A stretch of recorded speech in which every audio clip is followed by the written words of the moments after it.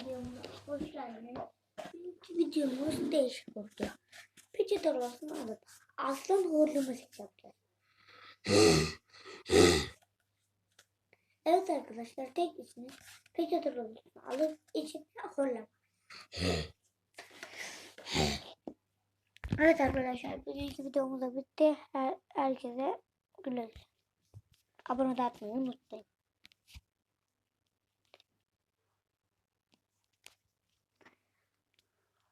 Evet arkadaşlar, şu an videoyu kapatıyorum.